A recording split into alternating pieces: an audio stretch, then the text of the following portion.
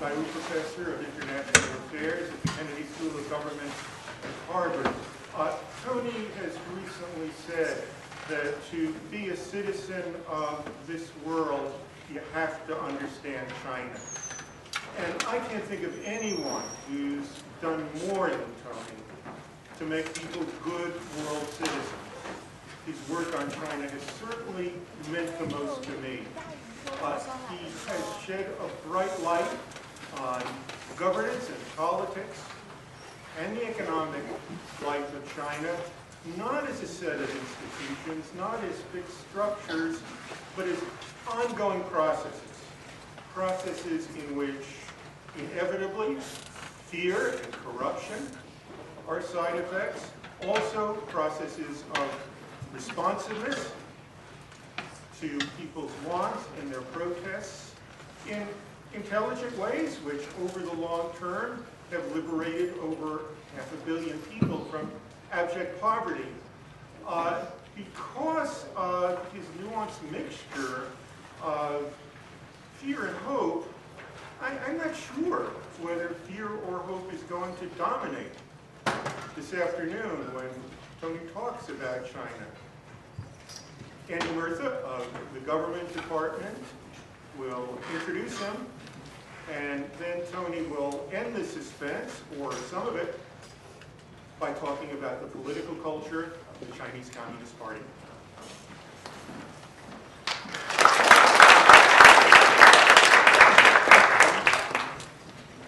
Thanks, Professor Miller. I'm good. Can people hear me okay? Yes. Okay. We only have one mic, and so I just want to make sure that you all can hear me. I'm going to be both, I'm going to use notes to be less articulate than Dick, but I want to say that it is my distinct pleasure to honor and introduce today's distinguished speaker, Professor Tony Saich, the Daiwu Professor of International Affairs at Harvard University's Kennedy School of Government. To anybody who studies China, Professor Saich's name is at the center of the universe of China scholarship. He is the author or co-author of some 17 books, 9 edited volumes, and more than 90, much more than 90 articles and book chapters. Unless he's written another one since I put these remarks together, his most recent book is Chinese Village, Global Market, New Collectives in Rural Development. On a more personal note, one of my favorite books on Chinese politics is one that is co-authored by Professor Saich and the late David Apter, Revolutionary Discourse of Mao's Republic. This book simultaneously entranced and bedeviled me as a second semester graduate student back in 1995, and it continues to do so today, as a key reference for my most recent project on contemporary thought work in China. I'd like to quote one of Professor Saich's insights from Revolutionary Discourse, which provides an important corrective and a reminder to those who see China as becoming a completely or even predominantly secular, even cynical arbiter of power over the genuine importance of narrative and normative molding in the governing of its citizens and officials.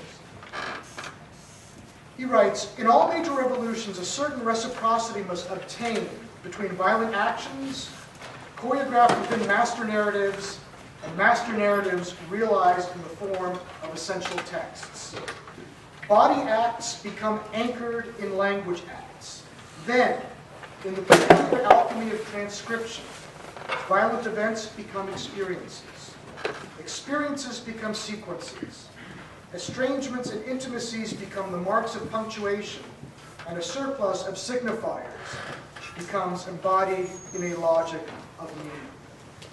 It is in the spirit of the importance in reestablishing these links with revolutionary past in our study of contemporary China that I yield the floor to our distinguished speaker, Professor Tony Saich."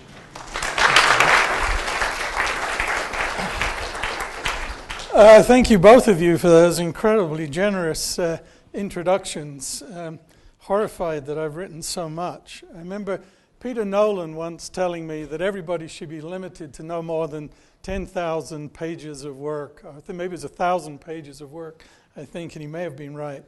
Also, I'd like to thank all of you for coming this evening when I know it's a very busy time of semester. As I said, the title of this is on the political culture of the CCP, and I'll come to that in a moment. I want to talk about 10 features of the Chinese Communist Party that I think help explain the way it responds and the way it behaves. And I was thinking about this in the context of what if the Chinese Communist Party goes away? At some point, obviously, it's not going to rule over China, whether that's 100 years' time, 50 years' time, or 20 years' time. But I think what is important to understand is how has it shaped policy, how has it shaped ideas of relationships between state and society. And so what is something that might be considered more permanent and what might be considered more transient. So in a moment I'll come back to talking about those 10 key features, but I also will take two diversions along the way. As Dick had said, well, can you relate it a bit more to the present as well as the past?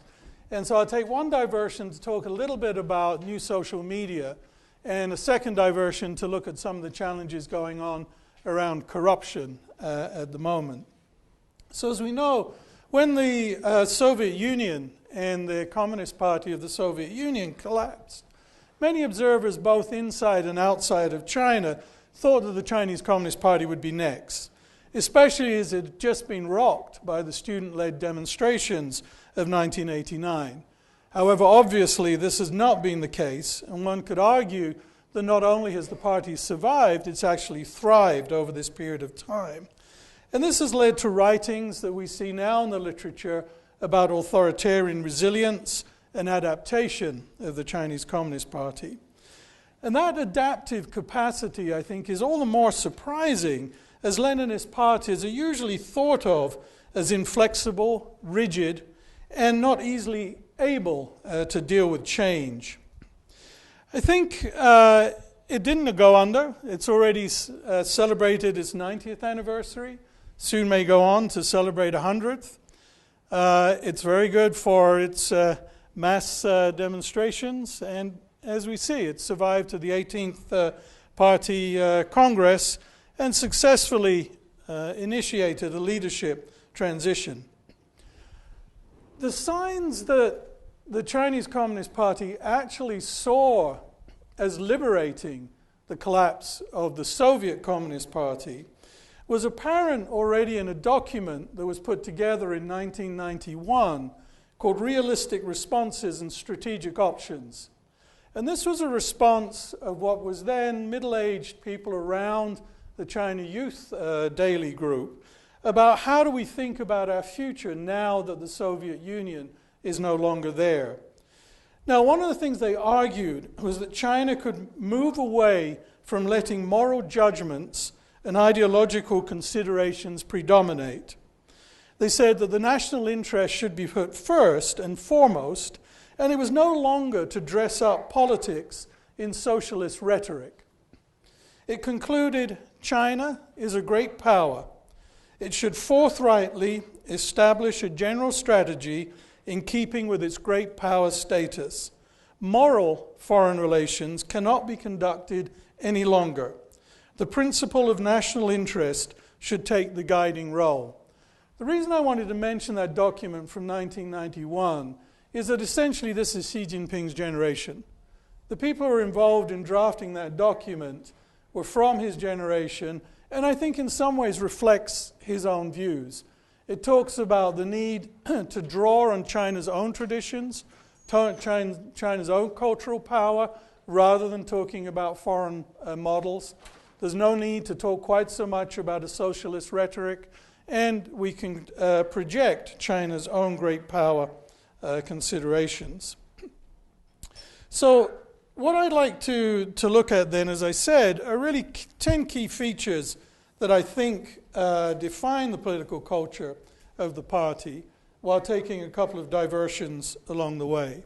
Some I'll spend more time on than others, but the first and the obvious one is the hierarchical feature, or the hierarchical principle of rule of the Chinese Communist Party, through democratic centralism, the idea that the lower level is subordinate to the higher level, the minority to the majority, and effectively the individual to the collective. That was something that David Apter and I wrote about in the book that Andy mentioned just now, distinctions between a kind of individual methodology and a collective methodology.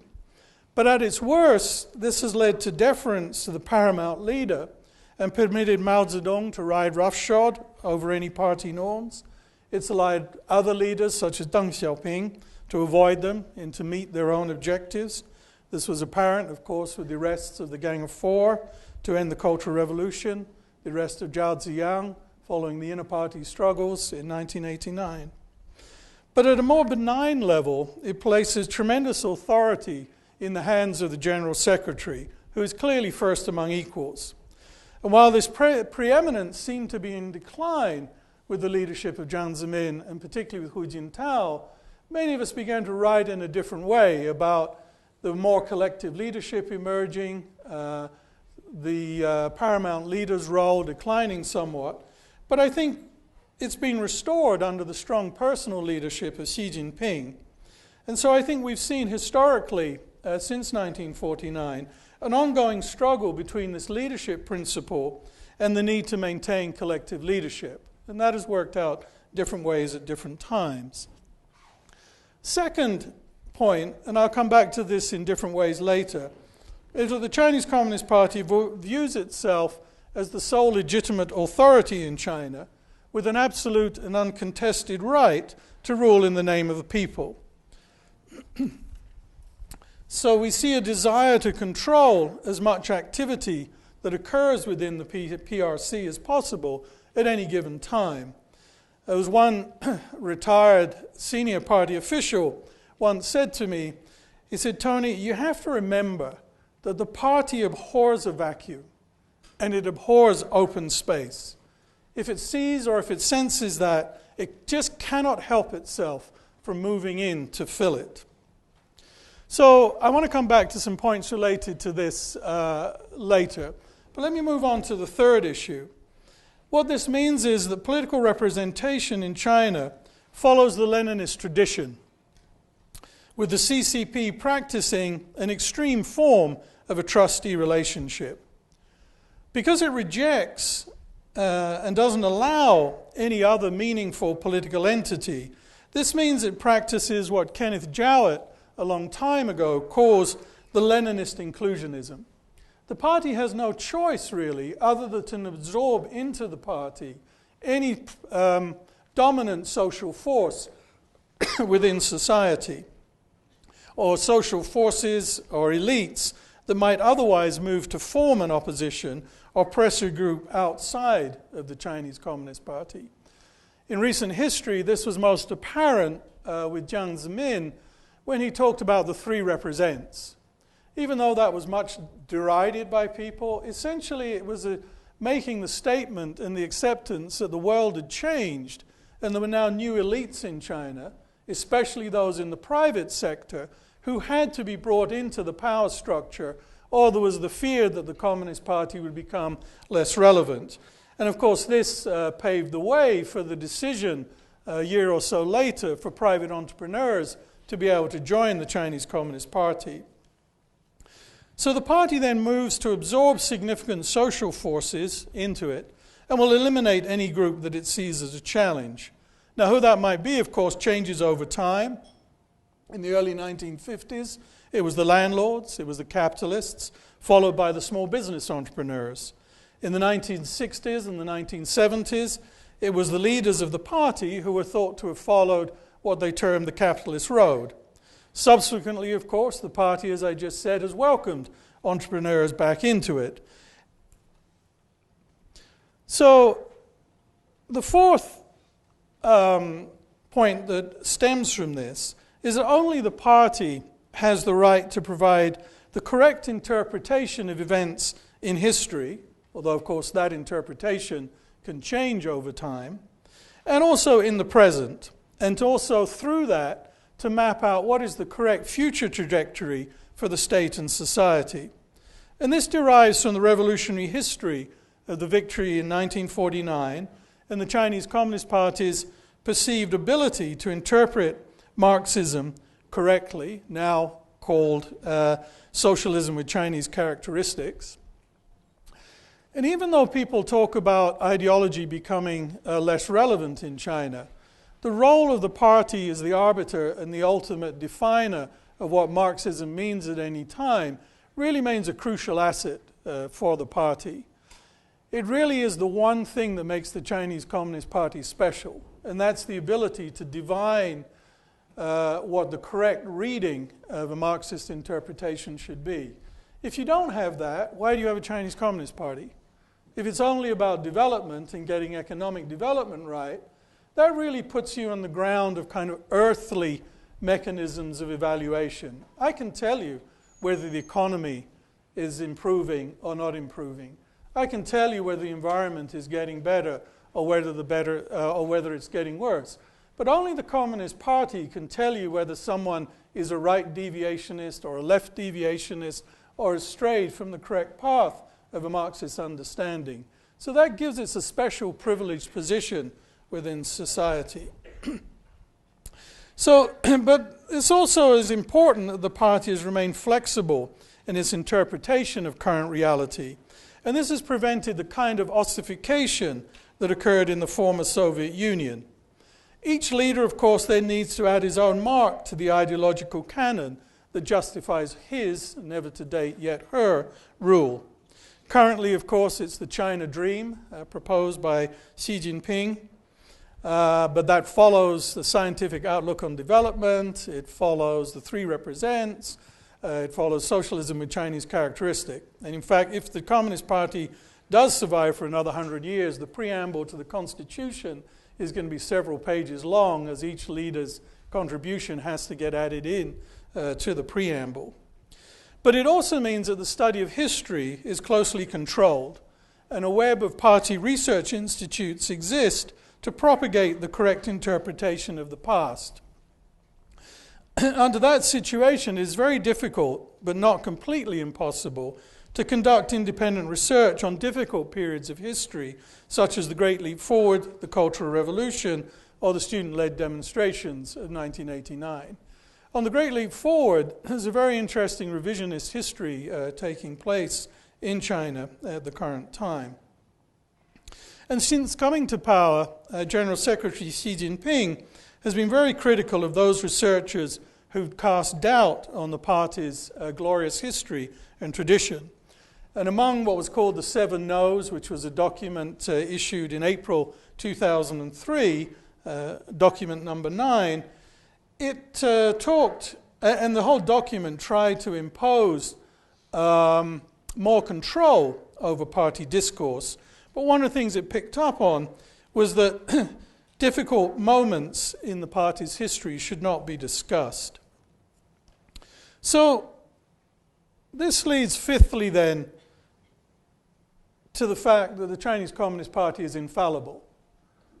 Given the things that I've just said, it's impossible for the Chinese Communist Party to make a mistake.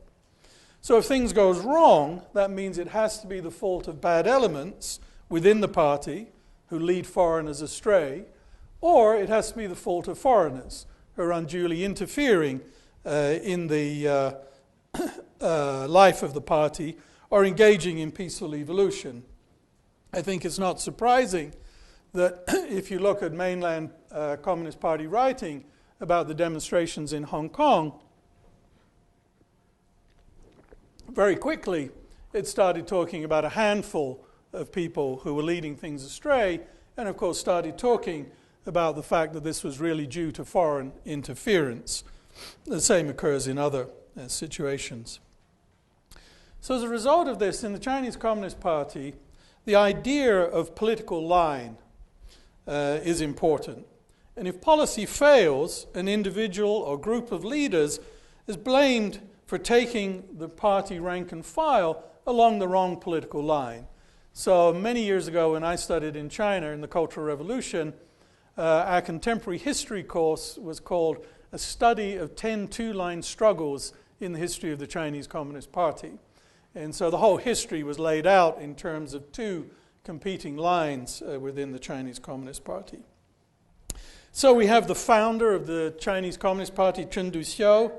He's denounced for pursuing a right opportunist line. Chu Qiubai, Li Lisan, later leaders of the Chinese Communist Party, are denounced for engaging in left deviationism and left opportunism, respectively. After 1949, Liu Shaoqi, who was originally designated as Mao Zedong's successor, was denounced as the number one person in authority taking the capitalist road. The Gang of Four was similarly denounced, so on and so forth.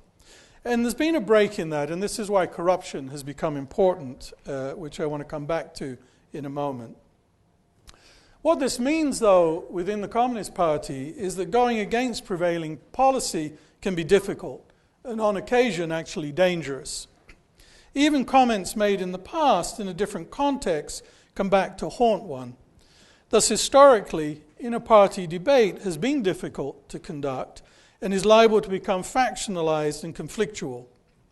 One of the most remarkable documents I've read actually is from 1937 by Liu Shaoqi, who I mentioned earlier, who was Mao's designated successor and then was humiliated in the Cultural Revolution, supposedly the number one person in authority taking the capitalist road. He wrote a report to the central leadership about the difficulties of working underground. He was in charge of what was called the white areas, which was where the Kuomintang, the Nationalist Party, was controlling the urban and city areas. Liu Shaoqi was in charge of a lot of that underground secret work of the Chinese Communist Party. The document was taken out of context in the Cultural Revolution and was actually used to portray him as being against Mao and anti-Mao. What he complained about, I think, is also relevant today. He complained that it was better to be leftist rather than rightist, and that the methods of ideological struggle in the party had always been excessive, so much so that absolutely no freedom of calm discussion existed within the party.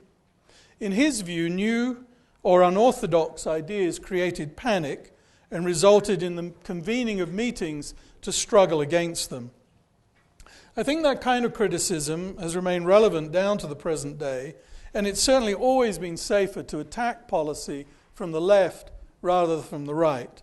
Essentially, if you attack policy in China from the left, the most you might get is a slap on the wrist. If you attack it or have your website closed down, as a number of leftist websites have been. But if you attack from the right, you're quite likely to be expelled from the party and denounced as a bourgeois liberal or a number of other epithets in that way. But ideology has been declining. You couldn't do a course like the one I did on 10 political line struggles in China today as a part of contemporary history. So ideology has declined as an important weapon, and therefore the weapon of choice has often become corruption. So the reduction in the importance of discussion of line does mean that the poor performance, as I said, of the Chinese Communist Party can be judged more on earthly criteria than before.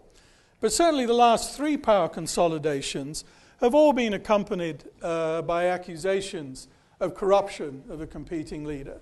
So when Jiang Zemin took power, Chen Xitong, who had been the party secretary of Beijing, was removed on corruption charges. When Hu Jintao took power, Chen Liangyu, who was the party secretary of Shanghai, was removed on charges of corruption. And, of course, most recently, Bo Xilai, who was party secretary in Chongqing in southwest China, whose son, unfortunately, was a student of mine at the time, was also removed initially on charges of corruption. So here, I would like to take one of my first divergences, to talk about Xi Jinping and the campaign against corruption. Clearly, in the campaign, there is an element of removing rivals. However, I think it's now quite clear that Xi Jinping would like to be a game changer by pursuing what he calls tigers and flies, senior officials and lower level officials. And he wants to do that without let-up, I think changing the culture of the party and cutting out the official extravagance and gift-giving. And I think Xi and his close colleagues clearly felt that a thoroughgoing, long-term movement to clean up the party is the only way to rebuild the morality of party officials and to restore people's faith and trust in the CCP. And so we see this portrayal of General Secretary Xi as a person of the people, eating simply. One of the things that I'm very grateful for is that banquets in China now only have 4 courses in the soup, which is great for my weight loss efforts, better than the 10, 12 courses one had in the past. And we see him moving among the people. It was very interesting. The things that he bought, if you'd had shares in those companies when he bought them, you would become a very rich person. Suddenly those particular dishes in all restaurants took off all over China. So he's tried to maintain that momentum despite apparent opposition.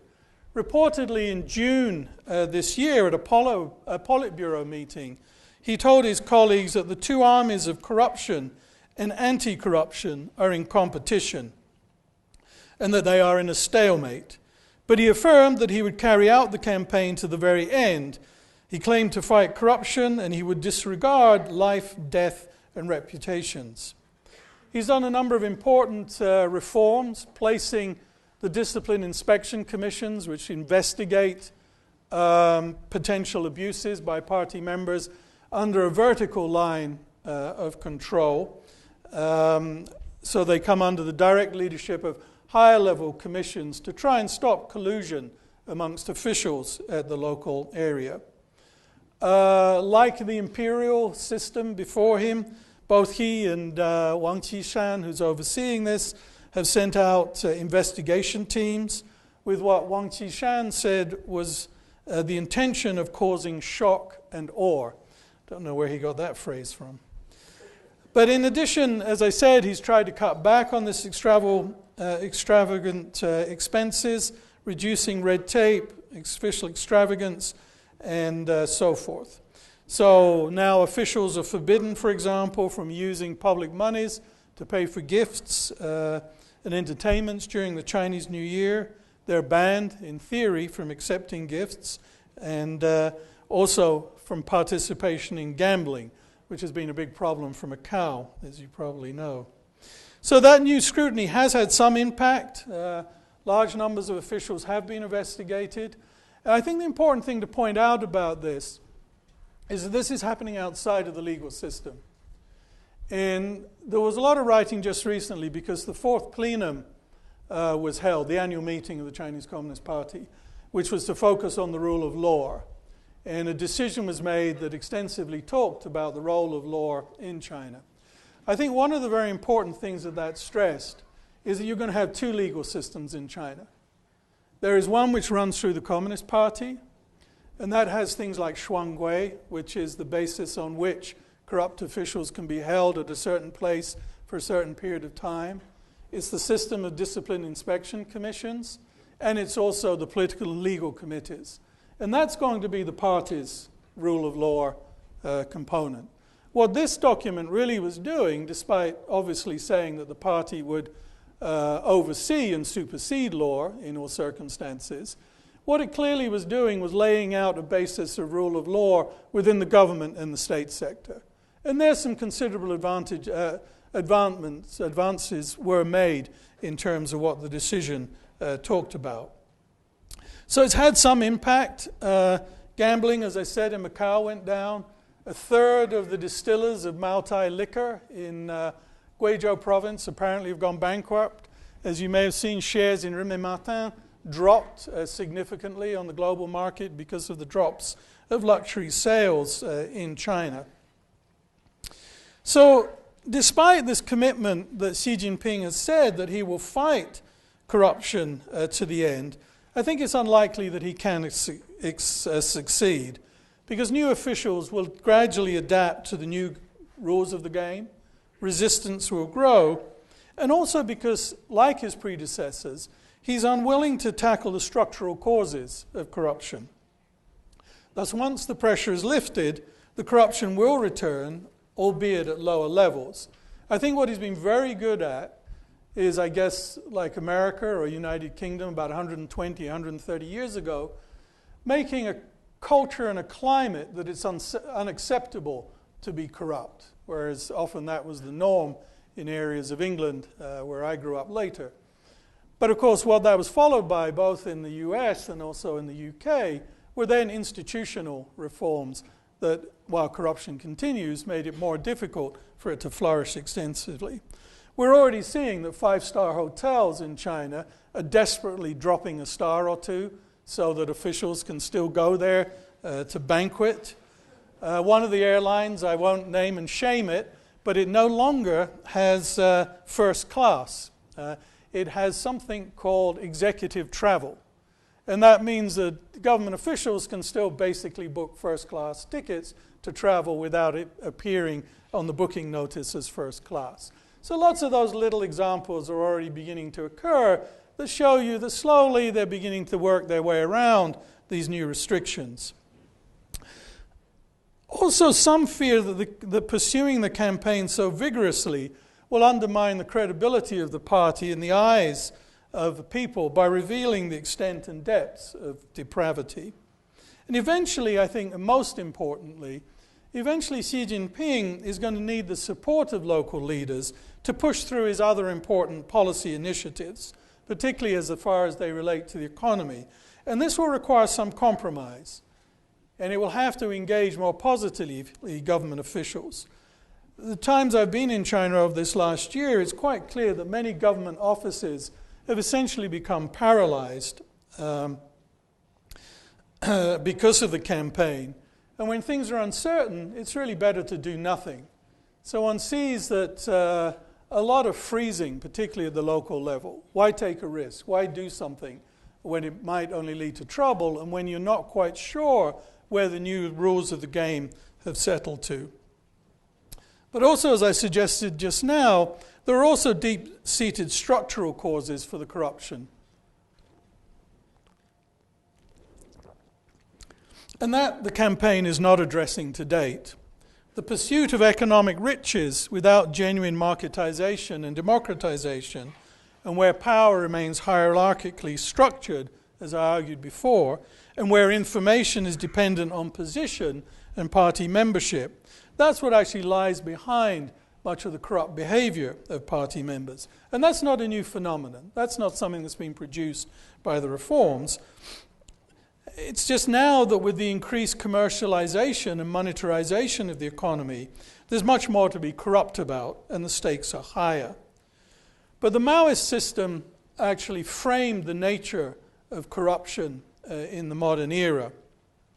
And under the Maoist system, you had intense bureaucratic control over distribution. You had increasingly arbitrary control over personal life, and the concentration of power in individual hands that undermined social cohesion and trust in officials. And as I said, laid the basis for the corruption to today. Andy Walder, a sociologist at Stanford, and a number of others, have noted that party authority was founded on citizen dependence upon officials. You were dependent on officials, whether it was in the place you worked, the place you studied, where you lived, or more generally.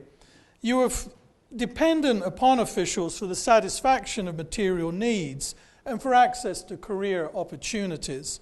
So this system tended to increase cynicism towards officialdom and a disrespect for those in authority who were seen as self-serving rather than servants of the people, as the official ideology claimed. Together with Chinese colleagues, I've done surveys of citizens' attitudes towards local government and Chinese officials from 2003 up until 2011, and we have another survey going through this year. And it's quite clear that if you ask questions of how they see behavior by local government officials, they tend to see it as being rather bureaucratic, much more pursuing their own interests, key in cozying up to their superiors in the bureaucratic system, and much less concerned about the needs of ordinary people. Although, interestingly, the impression of local government officials did improve during the years of Hu Jintao.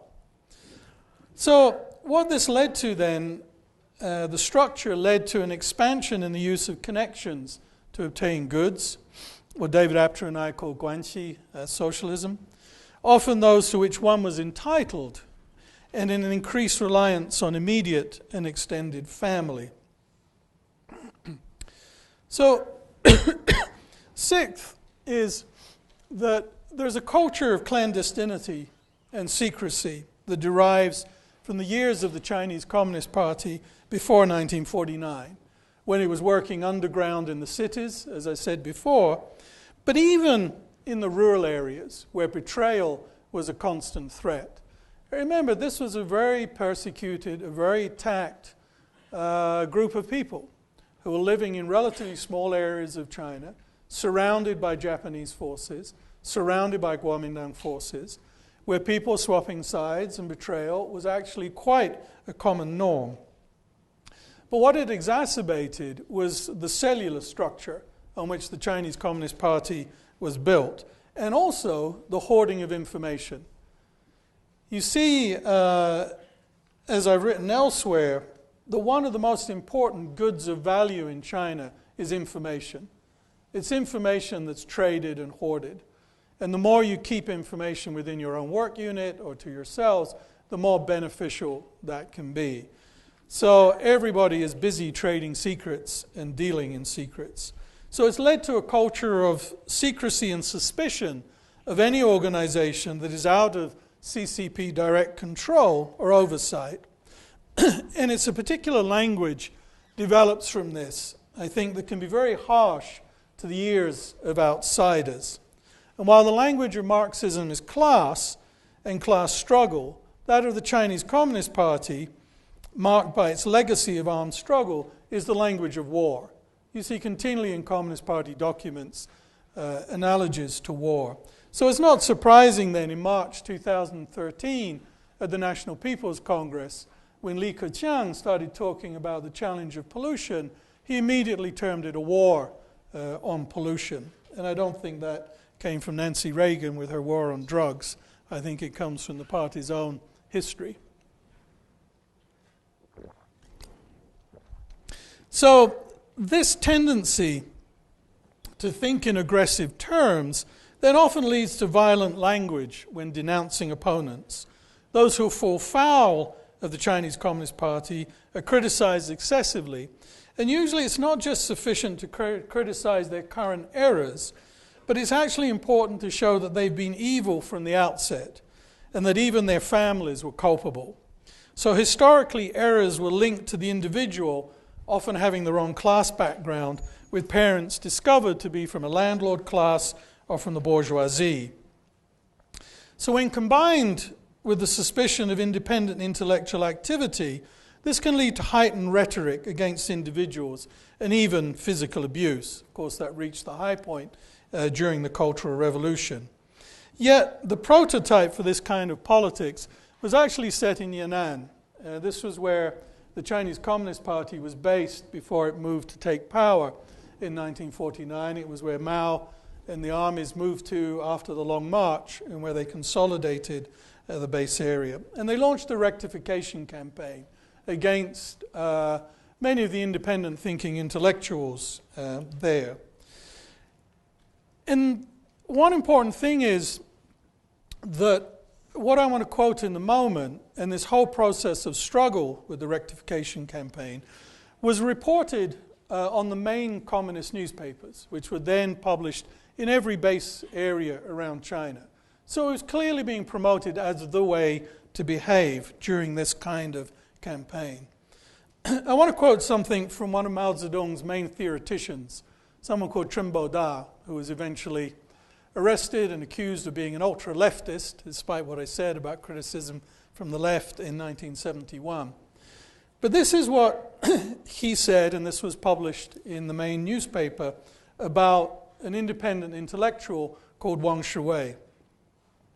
He said, and I quote, and excuse me for this being a lengthy quote, Wang Shuwei's thinking contains a strain of Trotskyism, always the devil for any kind of quasi-Stalinist party, a strain of Trotskyism that is anti-masses, anti-nation, counter-revolutionary, and anti-Marxist, and which serves the ruling class, the Japanese imperialists, and the international fascists. Now, you know things are not going to go too well for Wang Shui with that. He then continues, in my view, it is too bad that while his clothes are quite clean, his soul is very dirty, base, and ugly. We can find in him various manifestations of all the dirtiest elements that can be found in humanity. His filthy soul rides in tandem with his real life. I think he could be as great as a leech. This kind of leech hides in water. When people walk in water, it crawls onto people's feet or legs, using its suction to get into their skin and suck their blood. It can only be removed when people beat it. We think that Wang's greatness is like this kind of worm. It is truly great. Remember, that's the major theoretician for Mao in the Chinese Communist Party writing and talking about that. So it does suggest a certain violence in intellectual discussion and debate. Seventh, what it also leads to is a need to exert as much control as is feasible, either directly or indirectly over state and society. And this leads to a vast apparatus to oversee appointments to key positions at various levels. We see the joint holding of positions, party, state, army, the fusion of power, which is particularly clear at the local level. And as a result, we see a pullback from the reform thrust of the 1980s that culminated in the 1987 political report by Zhao Ziyang that called for a clear separation of party and state and concurrent position holding. And that, I think, has been continued and probably even strengthened under Xi Jinping, the concentration of power in fewer and smaller numbers of hands. We also see the creation, as a result of this, of new institutional structures to bind new organizations into party patronage and to maintain the traditional vertical hierarchical structures. And this has been particularly the case with respect to the growth of the non-state sector and also to the non-governmental sector in China, where Chinese Communist Party has tried to set up structures that organize it in a very traditional hierarchical top-down way, not necessarily being quite so successful. So let me make my second deviation here, because a number of people have raised one of the major challenges to this potential for control of the Chinese Communist Party is the rise of new social media. So I want to make just a few comments about this before I move on. Many have thought that this would unlock CCP monopoly on information. Clearly it has changed things, but to date I don't think it has changed it dramatically as some people thought perhaps a decade ago. But the advent of information revolution and the need for information that is delivered reliably and at high speed, I think does provide a major challenge for governance, and it does offer new channels for representation or interest representation. This is even more the case for a relatively closed information system such as China's, and also where the regime relies on a high degree of linguistic conformity.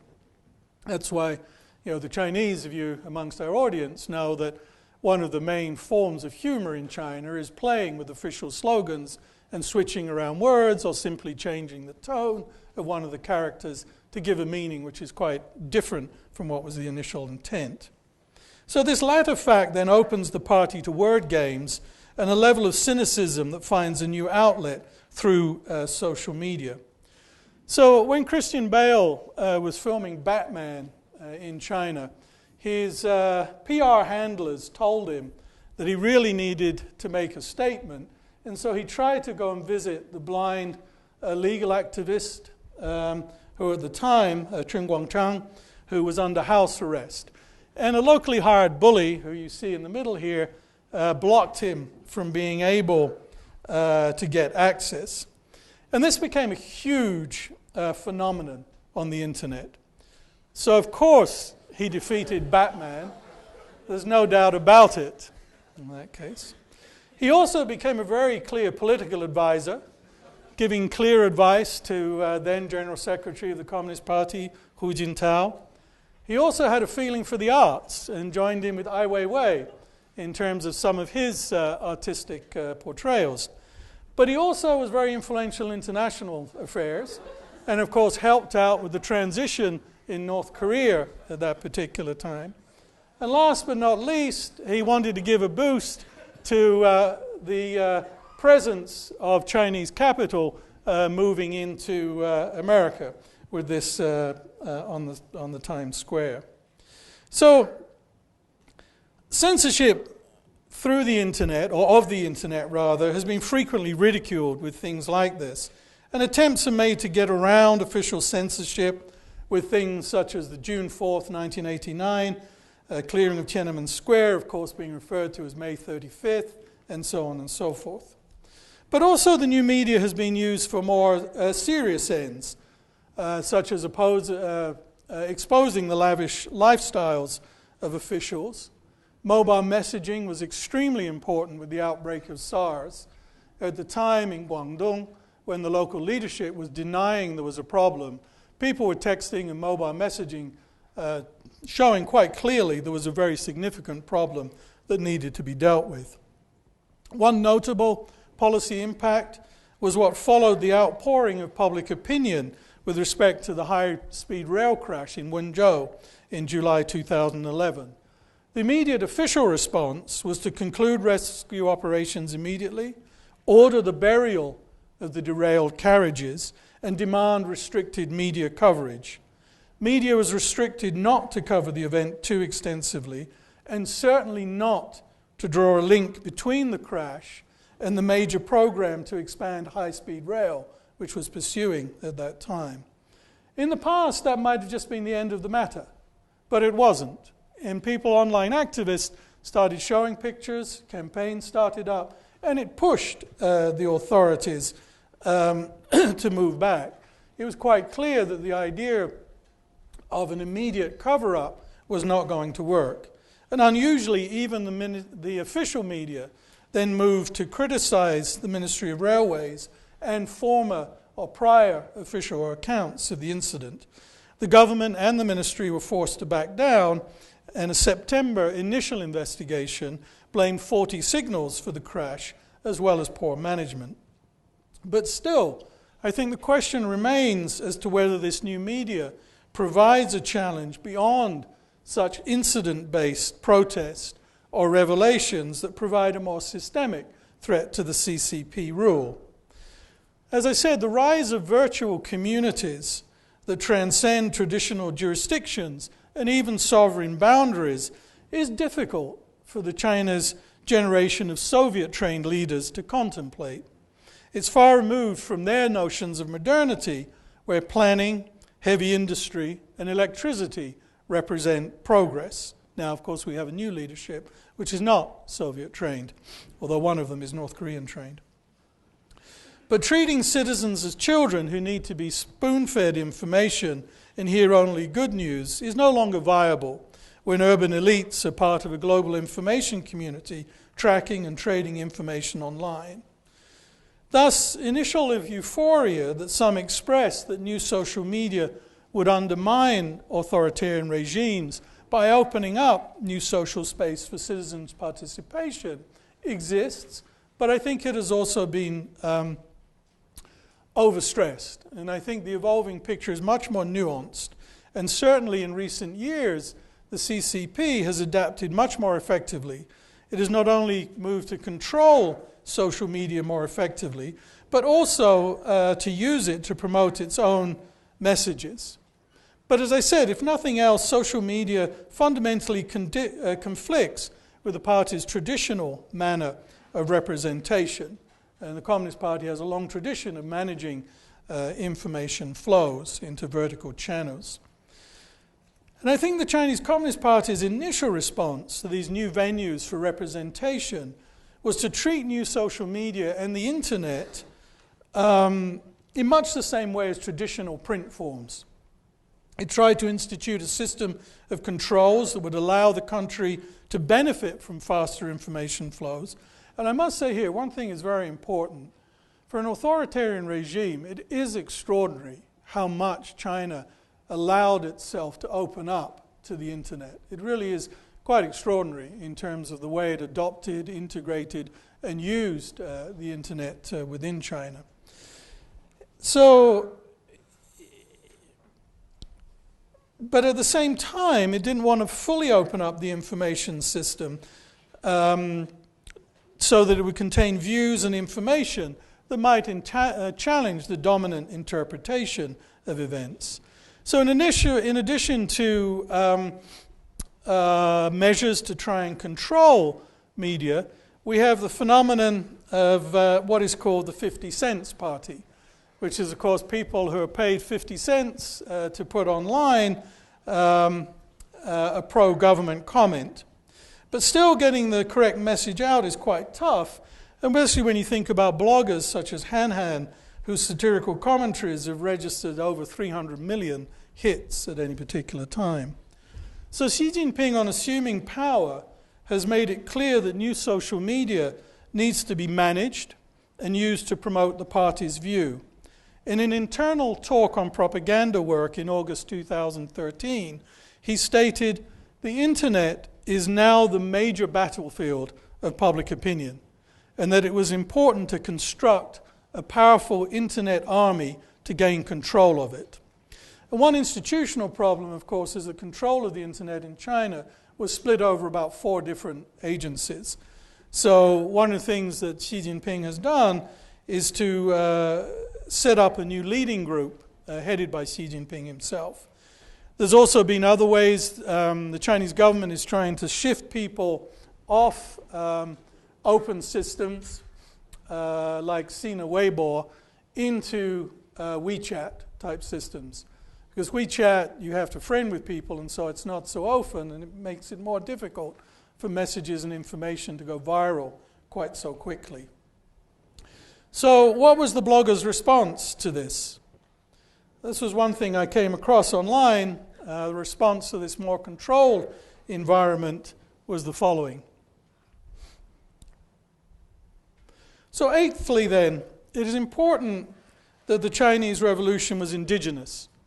And despite crucial financial, logistical support from the Comintern in the 1920s and the 1930s, it was an indigenous revolution. The narrative of the CCP stresses the independent nature of its revolution, and one of the keys to success was that under Mao Zedong, the party sinicized, made Marxism Chinese. So this meant that the post-1949 regime was quite different from the baggage-train governments of Eastern Europe. It gave the Chinese Communist Party greater legitimacy and capacity to act according to what it deemed to be in its own best interests, and reject advice that ran against it, whether that was from the Soviet Union, whether that's the United States of America, or Europe. But a core part of this narrative covers the humiliation at the hands of the foreigners and the devastation wrought by the Japanese invasion, things which are not untrue, of course.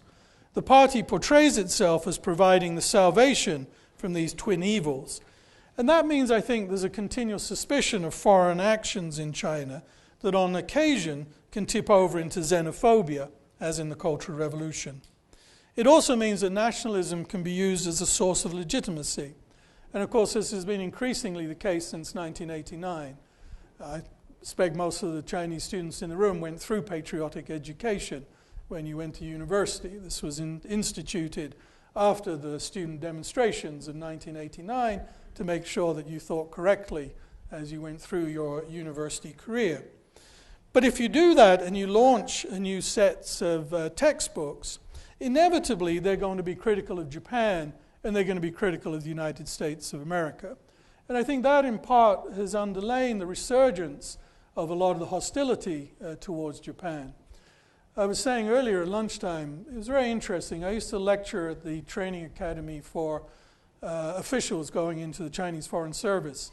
And in the 1980s, you could talk quite easily about Tibet, you could talk quite easily about issues with Japan, and there wasn't a lot of animosity.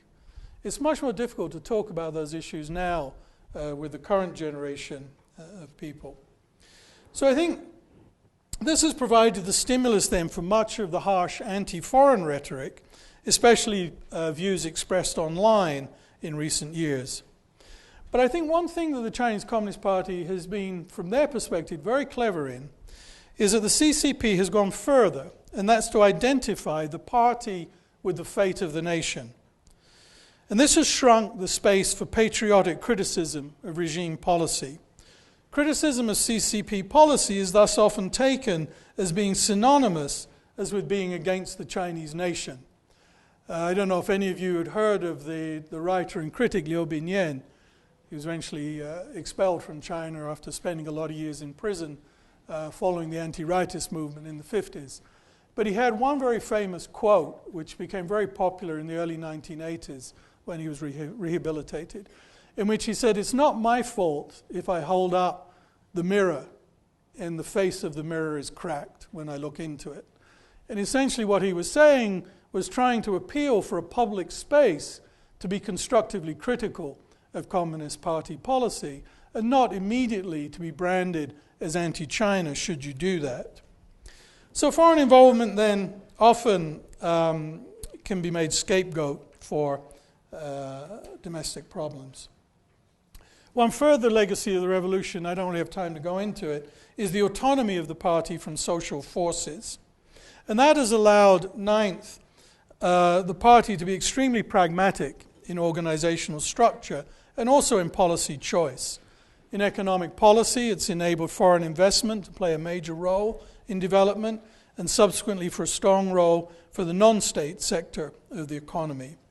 This pragmatism, combined with the stress on Chinese exceptionalism, I think helps explain the resilience of the CCP that has allowed it to avoid the fate of the Communist Party of the Soviet Union.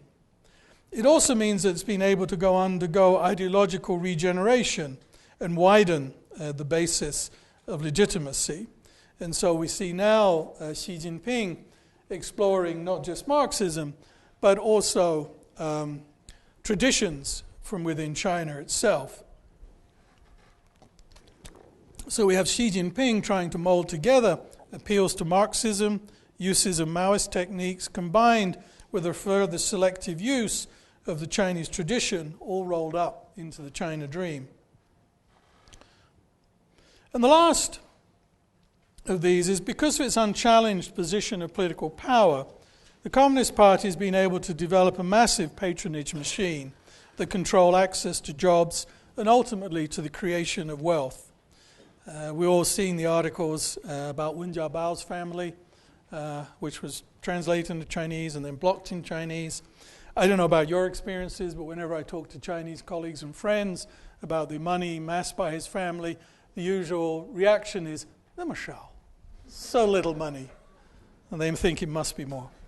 So we have the state-owned enterprise system, 117 the central level, 120,000 local SOEs that are great patronage machines running through the party. Source a variety of other prestigious jobs that ensure security and a comfortable livelihood until the anti-corruption campaign. And as I said, it has also become a key resource for generating individual wealth. The downside, of course, can lead to corruption, the buying and selling of official posts. So this is the inheritance that I think Xi Jinping is the heir to. And clearly his overriding priority is to keep the Chinese Communist Party in power. But to do that, he clearly feels that he has to mitigate some of the negative aspects of this legacy, the corruption, playing down of the patronage machine, in order to ensure that the Communist Party retains its prestige. But there are also elements of the legacy that he has sought to strengthen. Control over public discourse would be one, nationalism, and the pride in the achievements of the Chinese Communist Party. Clearly, one thing he does not do is he doesn't trust either the state apparatus or society to carry out the reforms that he sees as necessary. And he has taken on, as we've seen, an extraordinary amount of power into his own hands amidst a process of centralization. And I think the question is open, that Xi Jinping has been extremely impressive to date in terms of consolidating his own power, in terms of launching a number of high-profile campaigns. And I think there are some very significant reforms that were proposed at the third plenum. But I think the jury is still out as whether he'll be able to use that power as so wisely. And I think last, whether concentrating power to push ahead with reforms is the most effective method in an increasingly affluent and diverse society remains to be seen. It reminds me very much of a lot of the discussions in the 1980s of 新权威主义, the neo-authoritarianism, which was Zhao Ziyang was criticized for. And there was the idea that you had to take on more power to be able to push through, to devolve more power, and to be able to get difficult reforms through. And we'll see how that works out over the next few years. Thank you.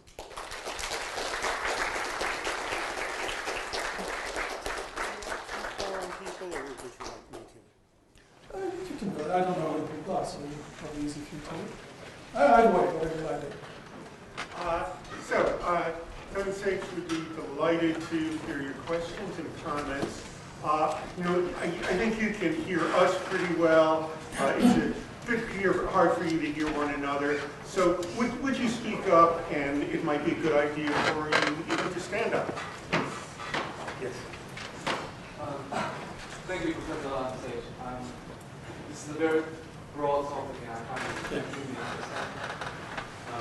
The question is related to the diplomacy, especially in relation to space. In October 23rd, the scholar Ovo Shil wrote an article entitled China's Flashback, recording the experience of former President Jimmy Carter on the West, where the China again celebrated the 35th anniversary of the normalized relations with China. But it was still very over the shoulder. Then later, about 2 weeks later, Caroline wrote another article to discuss some disputing Professor Shil at some point. Professor Shil believed that China is very confident about its readiness to capture the Chinese people nationalistic patriotic, very confident, which Professor Lincoln believed it should be self-derived on both sides. But I think that even so, Professor Lincoln's argument still does not capture the full range of essence of the Chinese, which I think deeply ambivalent attitude towards the Western countries, especially the US. So my question is, how would you comment the Jimmy Carter experience in China in relation to Chinese politics in the area of diplomacy? I'll tell you one secret. The person Orville Schell says he was talking to walking along the street was myself. And I was actually at that meeting. Orville's view, I think, was also a little bit tainted by the fact that he was the American that was thrown off the panel from speaking. So I didn't think that put him in too good a mood when he set out to write that.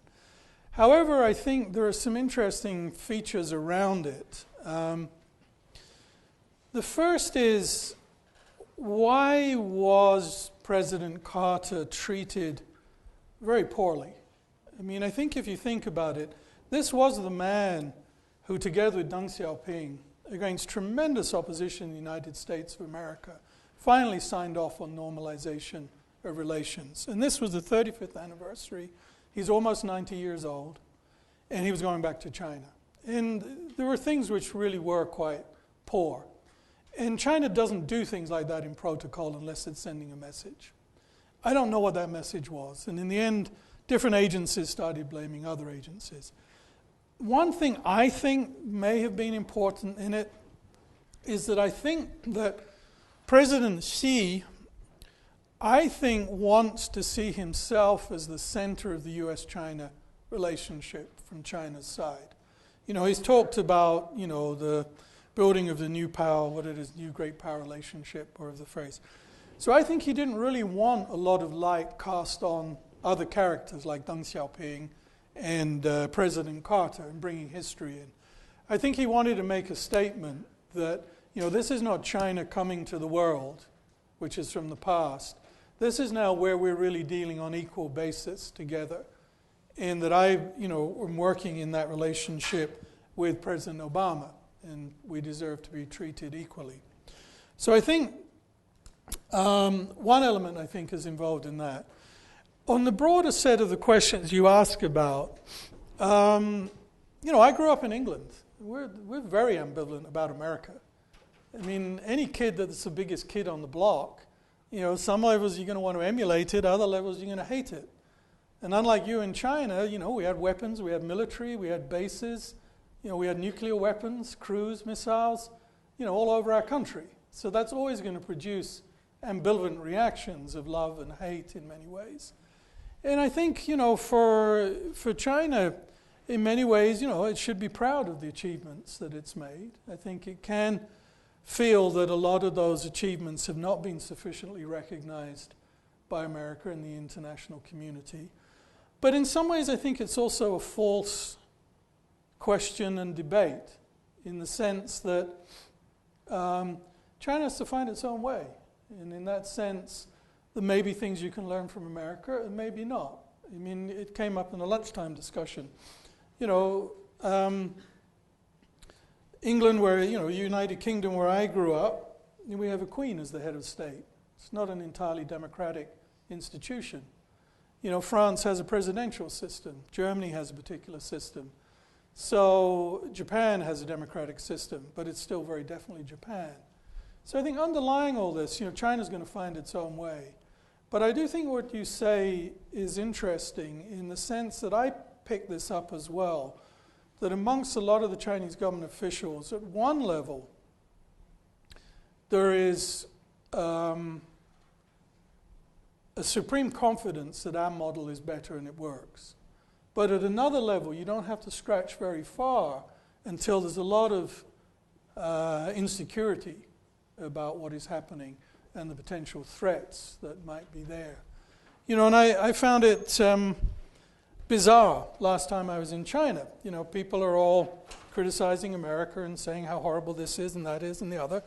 And then they come up to me and ask if they can get their son into Harvard. Or can they get their kid into this and that in America?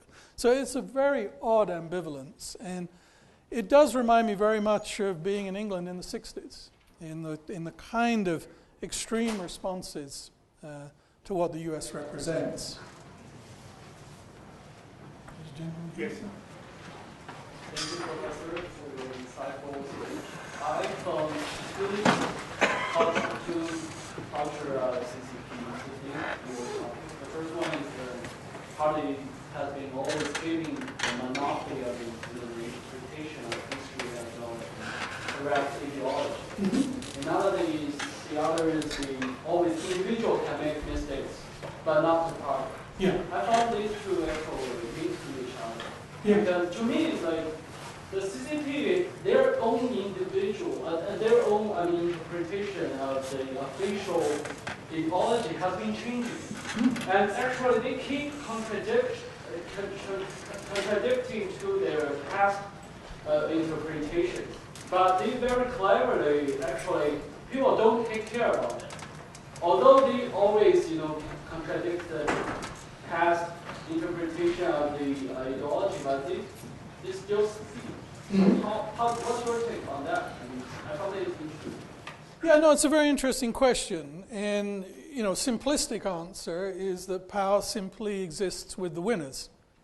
And so once the line struggle is resolved, you have a tremendous apparatus that can go into effect to explain why the current policy is the correct policy and why previous options were incorrect and not so beneficial. But I think it's, as I said, if you set up a system with a monopoly on power, and there are no alternatives, there's no other party that can come in and rotate with the Chinese Communist Party, it means it is very difficult to express fallibility. And then that pushes you to the kind of things you just mentioned, that you have to show that it was individuals that made mistakes or factions that made mistakes, even if at the same time you're changing policy and you're changing slogans and you're changing and tweaking what the ideological basis is. Tony, I have a question about the Chinese way of politics and its future that touches on your response. Other things you said as well. You described a one-party system that depends on fear of speaking out, fear of initiatives in organizing, and depends on historical stupidity to keep going. The justification for that in the 1991 white paper, but also in Deng Xiaoping talked about it with Jimmy Carter, is that this sort of system, despite those side effects, is necessary for the sort of stability that liberates people from abject poverty. And it certainly has, over 500 million people. Of course, yeah. So, question, do you think that that justification is still sound? And if you look forward to a day in which it's no longer sound, do you see any way for this one-party regime to prepare the way for that future? Yeah, let me make two comments first on the starting point. I mean, the party always claims that it's capable of correcting its own mistakes because they're made by individuals or whatever. And therefore, it has the right to carry on in power. Okay, but, you know, it's made egregious mistakes in the past. And the system and the structure does mean that you're very dependent on individual leaders continually making the right choices, which is not an entirely sound system and sound structure. The other thing as well, I would just like to amend a little bit, because the Communist Party always says we lifted 500 million people out of poverty. I think the Chinese people did that. I think the Chinese people are very entrepreneurial when they're given the chance.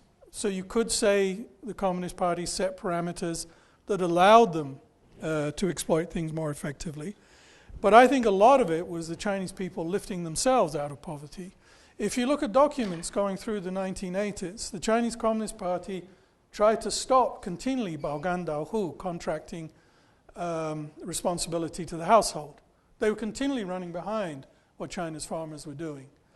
Another thing that Deng Xiaoping said in the 1980s was township and villages enterprises, Xiangzhen Qiyue, which were credited with a lot of the success of bringing wealth. Deng Xiaoping said, where did they come from? That was never a part of Communist Party policy.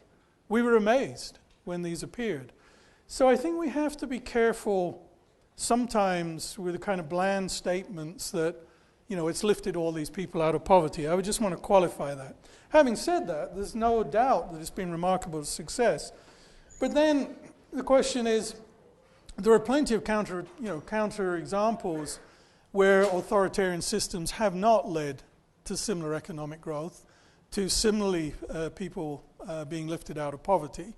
So I don't think there's a natural argument that the Chinese model is a suitable model for other authoritarian regimes that are seeking fast-track economic growth. I think a certain set of things came together which meant that China could develop in that way, and then it gained its own momentum. Looking forward, I think, you know, there's a range of different options of what might happen. But I think the one thing we know historically, there has not really been a good case of a single-party system presiding over an increasingly urbanized, affluent middle class that has greater access to information and is demanding transparency and greater accountability. It's just hard to think of an example where that has been the case.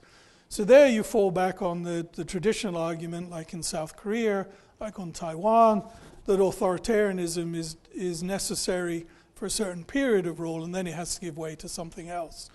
And we don't know what that something else is, but eventually it will give way, obviously. If not, hats off to the Chinese Communist Party. They'll be the first single-party party in the history of the world to manage that transition and stay in power. One of the other interesting things, actually, in the Realistic Responses document from 1991, they talk about, and this actually is a nod to Taiwan and looking at what Taiwan was doing, and they talk about something in Chinese which they call Dang Cai Lun, the theory of party revenues or finances. And they talk about placing the assets under the Communist Party, because at that point they're looking at a time when they might actually lose power.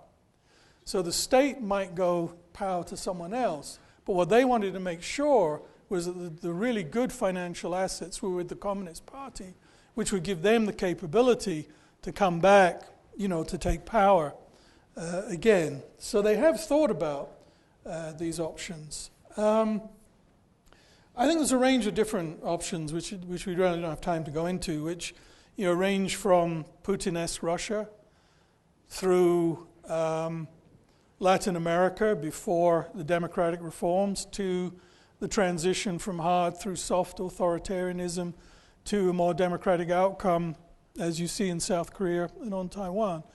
But I think that process of transition is going to take a lot longer in China, because you're going to have a lot more poor and inequality for more than one generation.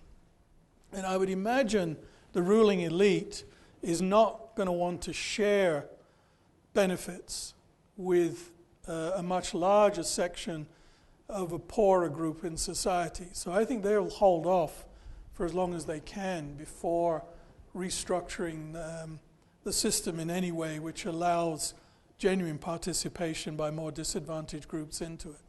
Because if you think about the power structure in China, there's no real representation for migrants, for farmers, for workers within the power elite. Thank you, Professor, for the share. I appreciate it. I wanted to ask if you could comment for a bit on the notion of how the PTP kind of builds off nationality and historic homegrownness in order to influence legitimacy in like a more global spectrum. So, for example, in modern day Chinese media, or at least that's how I interpret it, the People's Republic of China is constantly trying to equate itself with Zhonghua. Yeah. Like not the state, we are the civilization and the Right. embodiment and part of its evolution. Hence, we are the Chinese nation itself. Yeah. The anthem seems to say that, the communists seem to say that, but not necessarily all Chinese agree on that. Mm-hmm. And in one way or another, I feel that Chinese diplomacy as it acts today seeks to deliver the promise of recreating the Chinese civilization in a communist or at least communist way, by reinforcing what I interpret to be Sino-centricism in the Far East. Mm-hmm. No, I think this is a really important point, and I think it's vital that, as I think I said, the Chinese Communist Party has identified itself with the fate of the nation. And that has required, increasingly, it started already with Jiang Zemin, but seems to be much stronger now, exploring China's own cultural traditions. And whether it's a caricature of Confucianism or not, there's much more license to look back into China's own tradition. And I think what the Chinese Communist Party did originally was that they posed themselves as the inheritors of two specific struggles.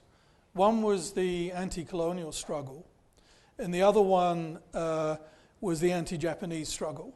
And that defined them as being at the center of the revolution and all the good things that came out of it. So they built a whole narrative and a history around the fact that CCP victory was an inevitable outcome of historical forces that removed colonialism and removed the Japanese and exiled the Nationalist Party to Taiwan. I think what they're doing at the moment is a very interesting exercise, because I think it's what you say, that they're now trying to broaden that narrative, not to just say that we are the specific product of those two specific struggles. We are much more important than that. We are the natural repository of the Chinese tradition, which goes back for a much longer period of time, and I think would enhance legitimacy. And as I said, I think it makes it difficult politically, because then criticism of Communist Party policy as I said earlier, then begins to be seen as anti-Chinese, as anti the nation. You know, my personal view is China will be fine. I said this at lunchtime. China has a lot going for it. I'm not convinced about the Communist Party. I mean, at some point that'll go. I mean, you know, is it 100 years, 50 years? I have no idea. But, you know, China will be fine. Yeah, and, you know, there's entrepreneurship in China, there's good statecraft. You know, one thing that, going back to your point, Dick, is that China has in spades under a lot of other developing countries. It has very deep and strong state capacity. Sometimes not used for good things, but often used for good things. And that's been tremendously important. And that will survive. You know, I was once with a county magistrate in Yunnan, and I think it was 91, 92. It was quite not long after 1989. And, you know, we were having the traditional banquet, not 4 dishes and a soup, but something else, with dancing minorities on the stage. And I was just sitting there. This guy was in his element. And you just realize if the Chinese Communist Party went tomorrow in Beijing, this guy would still be here. He would still be running that local county. And he would just be watching and looking and seeing where do I reattach myself as this power plays out. So, you know, China will be fine.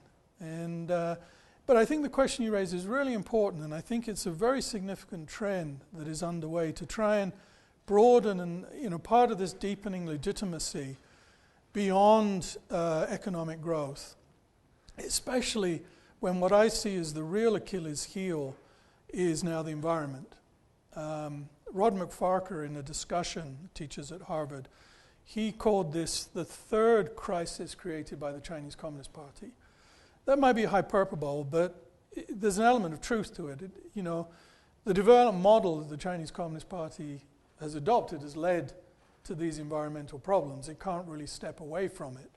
So it needs really to broaden people's acceptance of its right to rule, I think.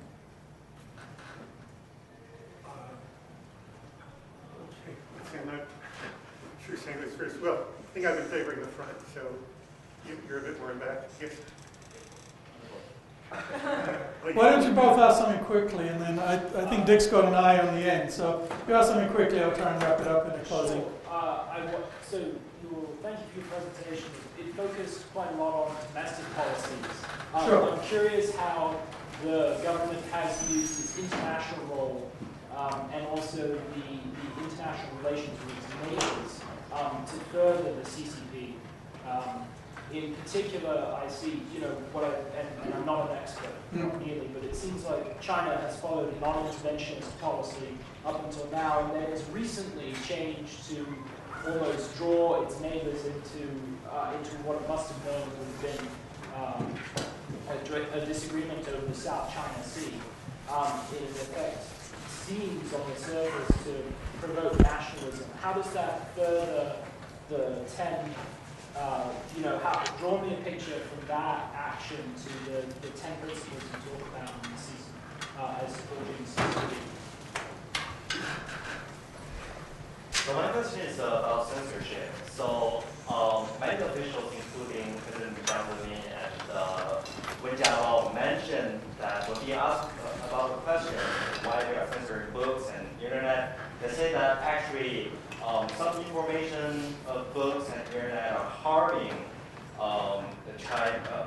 China. So it is actually an act of protecting China. So I think China is a very complicated country. It has so many different sectors of people, so many different thoughts. So do you think it is really a legitimate sacrifice of making censorship to other domestic concerns? I mean, all countries operate some level of censorship, and I think it's up to each country and its citizens to decide what that might be. I mean, pornographic information is one example. Different countries have different levels of tolerance for different kinds of information. In Germany, for example, because of its history with Nazism, that has certain restraints about what can and what cannot be said. So I don't want to say that, you know, every country has a carte blanche somehow for whatever can be said and whatever can be done. I think one of my reflections on this related to China is that the Chinese government eventually has to trust its own people. And it has to trust its own people to make their own decisions. And I think the longer it delays that, the more problematic it becomes for the Chinese Communist Party. I think it does relate back to the culture because that's the way, control over information has been a core element of CCP rule. I mean, everything. There's Bao Mi, Ji Mi, all the classifications from Neighbor on up about who can see what kinds of information. So I think it's quite natural to control information. But I think it's also an extreme form of paternalism that, we know better than the Chinese people what they should read, what they should not read. Now, that doesn't mean that I think they won't control certain aspects of information, but I think it goes, beyond just trying to protect harmful information, because there's other ways you can deal with that. Same, domestically. You could have, a functioning legal system that could have slander, that could have libel laws, which could stop that.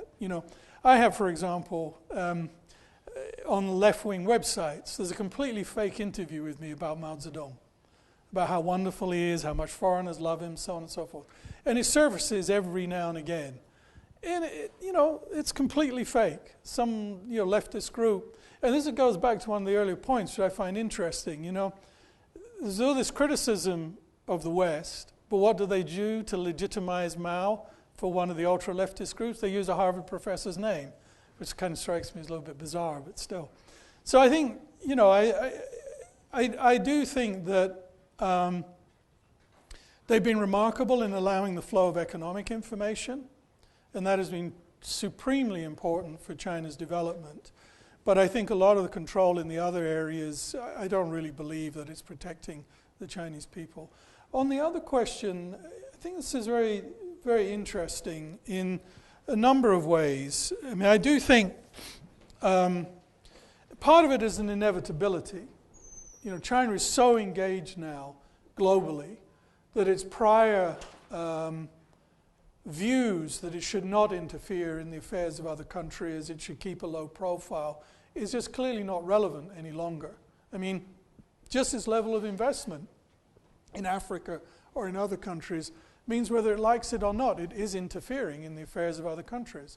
In Thailand, a lot of farmers in the north hate China, and they hate China because cheap rice comes in, which is basically destroying their livelihoods. Now, that eventually has policy consequences that need to be discussed between different governments. So at one level, China's presence is, it's inevitable that it's going to be engaged in these issues. So that's pushing things ahead. I would say second thing, though, was that for a very long time, after the collapse of the Soviet Union, China didn't have a global strategy, because much of its premise before had really been based on Cold War politics. Oppose the Soviet Union wherever. That led to very bizarre alliances, often with the United States of America, in Angola, for example, or in Mozambique, or in other countries. When the Soviet Union collapsed, I don't think China really had thought through a new strategy. I think what we're seeing now is beginning the glimmers of thinking about being a global player and trying to think what that means. So we see this, for example, with the development bank, or the infrastructure bank that China wants to set up. We see it now that it's beginning to talk about restructuring of the IMF, and so on and so forth. So I think some things are beginning to emerge through, but a lot of it is a very defensive posture. I'll come to the aggression in a moment. Because essentially it's dealing with a world where it did not participate in any of the rules of the game. And so often it's sort of seen as a grumpy player because the West set the whole financial architecture. And a lot of people in the West, their answer to it is, well, if China just plays by the rules of the game, everything will be fine. Well, I don't know if that's necessarily true. So I think a lot of potential lies with China looking at new protocols going forward, cybersecurity, environmental controls, energy controls, and so forth, and new financial architecture, where I think China could become a strong partner, but it will also mean that the US and Europe may have to give up certain things for that. What you ask about the aggression in the South China Seas and East China Seas, Yeah, I think the conventional explanation is that this helped solidify Xi's leadership because it would boost nationalism within the country. And, the anti-Japanese sentiments, the anti-Vietnamese sentiments would somehow pull people together when they're trying to push through difficult reforms. I think there's an element of truth in that. I think it's also in part that people probably weren't minding the shop while they were looking at other difficult domestic decisions that had to take place, and things took somewhat of a life of themselves. I think you see quite clearly now trying to pull back from some of the more conflictual aspects of that. They're realizing the importance of Japan to their own economy and their development. So they've tried to pull back from the more extreme problems that that's created. And I think similarly in other parts of the South China Seas, but it's very volatile. And, you only need a couple of sea captains to make a mistake, and you've got a conflagration expanding because, you have no mechanism for controlling conflict once it starts in that region, and that's very frightening. So in part, yes, I think nationalism is used to boost legitimacy domestically. I think it's part, not really paying sufficient attention to it. I spoke to a couple of senior Chinese diplomats who just said, I don't know who's advising Beijing. This is just ridiculous what we're doing. Because if you were in Southeast Asia, 4 or 5 years ago, very upbeat. It was very much, this is a win-win. China was winning that argument a lot. This is a win-win for all the countries in the region. If you go around now, it's a much more negative vibe, I think, which is in the region. As you may have noticed, if you read posters closely, we are using Tony Saich as we using C.K. Lee, who spoke earlier, as a star in a series of videos that we're creating on where China is heading.